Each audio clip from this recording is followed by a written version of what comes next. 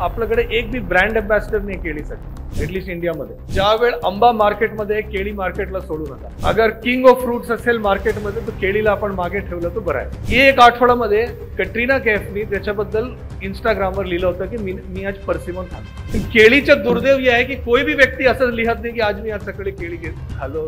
या हॉलमध्ये अगर आपण एक सर्वे घेतला की किती लोकांना इच्छा आहे की एक केळी महामंडळ, केळी बोर्ड आणि त्याच्यावर केळी संदर्भात अजिबात अभ्यास नसलेले एक IAS अधिकारीला त्या ठिकाणी बसवावा, मला माहिती आहे की 80% लोक म्हणेल की असं करून टाका. तुम्ही बघा, प्रायव्हेट R&D असलेलं एकमेव क्षेत्र असेल कृषीमध्ये जे केळीचे क्षेत्र आहे. काय प्रमाणात केळीचे मार्केटमध्ये मॅन्युप्युलेशन.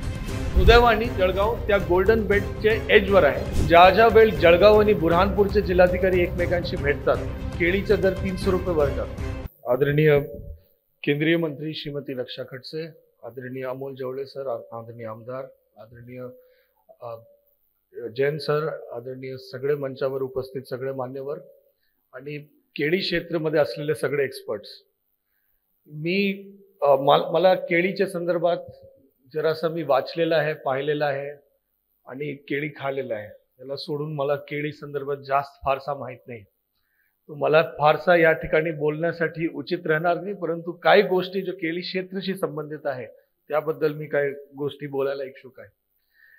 मॅम, एक फार विचित्र गोष्टी घडलेल्या आहे आणि अमोल जवळे साहेबांनी ते स्वतः पाहिलेलं आहे की ज्या वेळ जळगाव आणि बुरहानपूरचे जिल्हाधिकारी एकमेकांशी भेटतात, केळीचा दर 300 रुपये वर जातो. हे 2-3 वेळा झालेलं आहे. याच्या विचित्र नहीं बोलते हैं, शुभ बोलते हैं. हर हफ्ते में मिला करो. मेरे को नहीं लगता बुरहानपुर जिलाधिकारी हर हफ्ते मिलने को तैयार है, बट फिर भी तो एक बेसिकली एक अनुभव आहे की काय प्रमाणात हे दर्शवतो की काय प्रमाणात केळीचे मार्केटमध्ये मॅन्युप्युलेशन आहे. अब याच्या काय कोरिलेशन आहे माहित नाही. एक बातमी आली आणि इमिडिएटली, आणि हे 2-3 वेळा झालेलं आहे, आणि ते दर्शवतो की काय प्रमाणात मॅन्युप्युलेशन केळीच्या बाजारात आहे आणि त्या गोष्टी आपल्याला एक विचार करायला पाहिजे. दुसरी गोष्टी, आपण केळीच्या संदर्भात आपण म्हणतो की गोल्डन बेल्ट आहे ज्या ठिकाणी केळीचे उत्पादन करू शकतो. अगर उद्या युरोपनी ठरवलं की मला केळीचे उत्पादन करायचं, कोई चान्स नाही की ते केळीचे उत्पादन करू शकतो. एक गोल्डन बेल्ट आहे ज्यामध्ये केळीचे उत्पादन होऊ शकतो आणि सुदैवाने जळगाव त्या गोल्डन बेल्टचे एजवर आहे, क्योंकि ट्रॉपिक ऑफ कॅन्सर इथून गुजरतो आणि या भागामध्ये केळी चांगल्या पद्धतीमध्ये येणार आहे आणि या गोष्टीचा आपण फायदा या ठिकाणी घेतो. या गोष्टीमध्ये एक फार युनिक गोष्टी जो केळीच्या संदर्भात झालेला आहे, ते जळगाव असेल या सोलापूर असेल, एक गोष्टी आपण लक्षात घ्या की यासारखा मोठे एक्सपोर्ट होणारे अगर दुसरे काही कृषी पदार्थ असेल तर ते आहे कॉफी आणि चाय. परंतु कॉफी आणि चाय मध्ये एक बोर्ड आणि ब्युरोक्रेसी आहे, म्हणजे त्या ठिकाणी अफसरशाही आहे.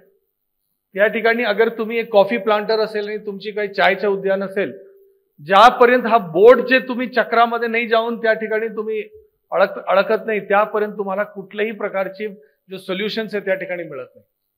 आणि मला एक गोष्टीचा आनंद आहे आणि एक गोष्टीचा म्हणजे एक केळीच्या संदर्भात एक फार चांगली गोष्टी आहे, प्रायव्हेट सेक्टर आणि कृषी शेतकरींचे इनिशिएटिव्हच्या माध्यमातून चालणारे हा क्षेत्र आहे. या ठिकाणी प्रशासन असेल या शासनाचा इंटरफिअरन्स बिलकुल शून्य प्रमाणात आहे. या ठिकाणी टिश्यू कल्चरच्या बद्दल अशोक जैन साहेबांनी या ठिकाणी उल्लेख केला. तुम्ही बघा, प्रायव्हेट R&D असलेलं एकमेव क्षेत्र असेल कृषीमध्ये जे एक केळीचे क्षेत्र आहे. हे तो बाकी सगळे ब्युरोक्रॅटिक आणि या काउन्सिल त्या काउन्सिल त्यांच्या माध्यमातून कंट्रोल आहे आणि त्या काउन्सिलच्या लॅबमध्ये तयार केलेला टिश्यू कल्चर मार्केटमध्ये येताना ते 4-5 वर्षी मागे जातो. तर हे जो कंटिन्युअस R&Dची प्रक्रिया आहे ते केळीसाठी परत युनिक आहे. दुसरी गोष्ट आहे की केळीमध्ये, परंतु एक गोष्टी मला परत या ठिकाणी कन्फ्युजन याबद्दल होतो की या हॉलमध्ये अगर आपण एक सर्वे घेतला की किती लोकांना इच्छा आहे की एक केळी महामंडळ, केळी बोर्ड आणि त्याच्यावर केळी संदर्भात अजिबात अभ्यास नसलेले एक IAS अधिकारीला त्या ठिकाणी बसवावा, मला माहिती आहे की 80% लोक म्हणेल की असं करून टाका. बट या गोष्टी मला माहिती आहे तुमची मागणी आहे, त्याच्यामुळे काय फायदा पण झालेला असेल, परंतु हे जो प्रायव्हेट सेक्टर आणि जो प्रायव्हेट इनिशिएटिव्ह आणि जो एक वेगळ्या प्रकारच्या R&Dचा जो कल्चर आहे ते कृपा करून सोडू नका. ही माझी आपल्याला एक विनंती. तिसरी गोष्ट जो मला एक बोलायचं आहे, केळीमध्ये, केळी ना एक वेट लुझिंग प्रोडक्ट आहे. वेट लुझिंग प्रोडक्ट आहे म्हणजे तुम्ही कपात तिकडे केला ते इमिडिएटली कन्झम्पशन कडे जाणं पाहिजे. आणि बाकी वेट लुझिंग प्रोडक्टच्या उदाहरण आहे साखर, ऊस. तुम्ही ज्या क्षणी कपात केला, अगर तुम्ही 4 दिवसात प्रोसेसिंगला नाही टाकलं तर त्याची वेट ऑलमोस्ट 30% 40% कमी होत जातं. आणि केळीमध्ये पण तसंच असतं.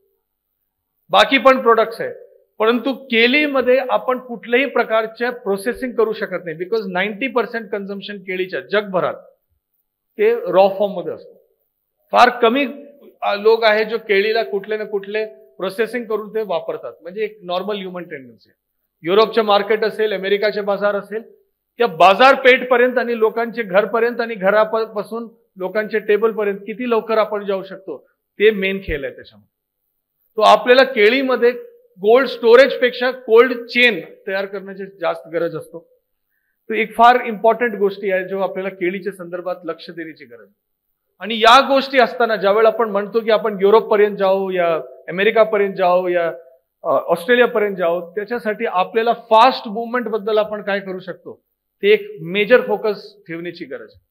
आणि कसं आपण म्हणजे मोठ्या प्रमाणात टन बाय टन केळीच्या म्हणजे मुवमेंट करू शकतो, त्या एक पुढच्या चॅलेंज आपल्याला या केळी क्षेत्रामध्ये आजच्या या मंथनमध्ये सगळ्यांना विचार करण्याची गरज आहे.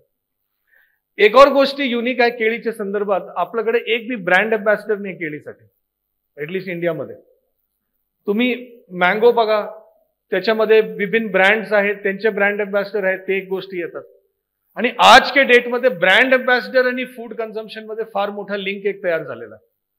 एक मी तुम्हाला एक उदाहरण देतो. पर्सिमोन नावाचं एक म्हणजे फल आहे, त्याची म्हणजे आपण जपानी फल म्हणतो. इंडियामध्ये हिमाचल, उत्तराखंड या भागात होतो, जम्मू काश्मीरमध्ये होतो आणि आपले जळगावच्या बाजारपेठमध्ये पण मिळतो आणि फार कमी डिमांड असते त्याच्यात. म्हणजे काही ठराविक लोक ज्यांना त्या गोष्टीची ओळख आहे त्या लोक कन्झ्युम करतात. तो मी आणि माझी मिसेस आपण दोन जण असे गेलो फल खरेदी करायला. तो आपण असे काय काय फल उपलब्ध आहे. पर्सिमोन होता, आपण पर्सिमोन घेतलं, आवडलं आपल्याला. पुढच्या आठवड्यात गेलो, ते पर्सिमोनचा दर डायरेक्ट 400 रुपये पर्यंत गेला होता, जो 80-85 रुपये होता. तुम्ही फलवालेला विचारलं काय झालं, ते म्हटलं माहित नाही, सडनली डिमांड, व्यापारीने दर वाढवला, ह्या पर लोक खरेदी करताय, जळगावमध्ये पण डिमांड आहे. मी पण आश्चर्य झालो की काय झालं नेमकी. ये एक आठवड्यामध्ये कटरीना कैफनी त्याच्याबद्दल इंस्टाग्रामवर लिहिलं होतं की मी आज पर्सिमोन खाल्लं. केळीचा दुर्दैव हे आहे की कोई भी व्यक्ती असं लिहत नाही की आज मी आज सकाळी केळी खालो या केळीच्या चिप्स खालो या. एक भी ब्रँड अँबॅसेडर नाही आहे. लेस साठी ब्रँड अँबॅसेडर आहे, आलू बटाटा चिप्ससाठी, आलूच्या चिप्ससाठी, केळीच्या चिप्ससाठी ब्रँड अँबॅसेडर नाही. आणि आज के डेटमध्ये केळीच्या संदर्भात मी आपल्याला सांगतो की मोठा पोटेन्शियल आहे, क्योंकि केळी आज ओनली एक फ्रूट नाही आहे, ते एक हेल्थ फूडच्या दिशेने आपण ज्यावेळेस जातो ना, केळीच्या आपण बिस्किट्स, कुल्फी, बाकी सगळे प्रोडक्ट्स, तर त्याच्यामध्ये ब्रँड अँबॅसेडरायझेशन त्याच्याबद्दल पण आपण विचार करावा. या मंथनमध्ये माझी आपल्याला विनंती. आपण सगळ्या लोकांनी म्हटलं की एक म्हणजे सेग्रिगेटेड प्रोडक्शन आपल्याला करायला पाहिजे, एक मेजर विषय. या गोष्टीबद्दल मी आधी बोललो होतो, आज पण परत मी हायलाइट करतो. आणि माझी एक विनंती आहे की ज्या वेळ आंबा मार्केटमध्ये आहे, केळी मार्केटला सोडू नका. हे माझा जरासा एनालिसिस आहे. अगर किंग ऑफ फ्रूट्स असेल मार्केटमध्ये, तर केळीला आपण मागे ठेवलं तर बरं आहे.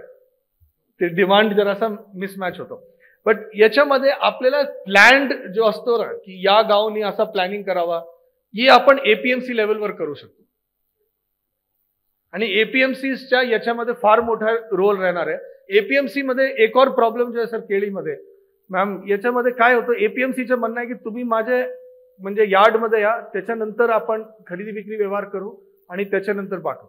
परंतु मी आंध्र प्रदेशच्या बघत होतो, तिथे अनंतपूर डिस्ट्रिक्टमध्ये त्यांनी ऍप बेस्ड एपीएमसी तयार केलेलं की तुम्ही आपल्या शेतात बसा, तिथे व्यापारी बुक करा, तिथे गाडी बुक करा आणि सगळ्या गोष्टी ऑनलाईन आपण करू शकतो. असा अगर आपण विचार केला जिल्हा स्तरावर, अगर आपण म्हटलं निधी पाहिजे असेल तर निधी आहे. कोई अगर करायला इच्छुक असेल तर आपण इमिडिएट मदत करू शकतो. याबद्दल पण आपण मंथन करावं. माझ्याकडे काय सोल्युशन नाही, मी प्रश्न जरा ज्यादा मांडतोय. आणि ट्रेनिंग बद्दल कोणीतरी म्हटलंय, अभि ट्रेनिंगचे एक म्हणजे जळगाव जिल्ह्याचे एक सर्वात आनंदी गोष्टी आपल्याला सांगतो ट्रेनिंग करायची आहे याबद्दल सगळ्यांना इच्छा आहे. अब माझा अनुभव काय आहे की आपण 5% डीपीडीसी ट्रेनिंग इन्स्टिट्यूटला देतो आणि जळगाव जिल्ह्यामध्ये जेवढे ब्युटिशियन्सची ट्रेनिंग झालेली आहे मला नाही वाटतो महाराष्ट्रात कुठे एवढे ब्युटिशियनची ट्रेनिंग झाली. अब ठीक आहे झाली आहे, आनंद आहे, पण प्रॉब्लेम काय झालाय की 24,000 लोकांची जी ट्रेनिंग झाली ऑलमोस्ट 15-16,000 लोकांना नोकरी लागलेली नाही कुठे. आणि प्रत्येक व्यक्ती उद्योजक होऊ शकत नाही, बेसिक ट्रेनिंगवर उद्योजक होऊ शकत नाही. तो आपल्याला एक गोष्टी, आणि आपण पण कृषी ट्रेनिंग वगैरे घेतो, नवीन टेक्निक सांगतो, केव्हीके आहे, हे आहे, ते आहे, सगळ्या गोष्टी चालू आहे. परंतु हा नवीन टेक्निक म्हणजे ज्यावेळेला आपण शेतात जातो लोकांना विचारतो की भाई नवीन टेक्निक तुम्ही काय वापरतोय का, 99% शेतकरी म्हणणार की नाही वापरतो. आणि ओनली गोष्टी, आणि हे माझा अनुभव आहे, अगर आपल्याला कुठले सूचना द्यायची असेल, अगर आपण 30 सेकंडचे रील मध्ये सांगू शकतो तर हा सूचना पोहोचणार आहे. हा 30 सेकंडचा आपला 31वा सेकंड झाला तर म्हणजे संपला.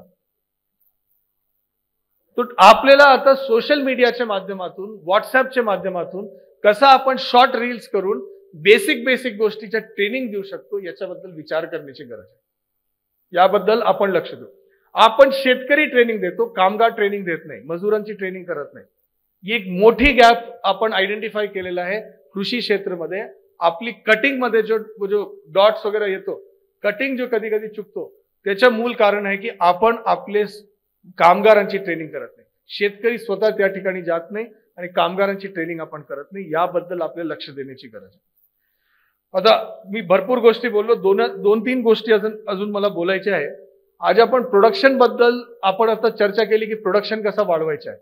माझी एक याच्यामध्ये पुढची आपल्याला विनंती राहील की प्रोडक्टिव्हिटी कसं वाढवायचं आहे आणि याच्यासोबत आपल्याला याच्यावर लक्ष द्यायचं आहे की सस्टेनेबल प्रोडक्शन कसं वाढवायचं.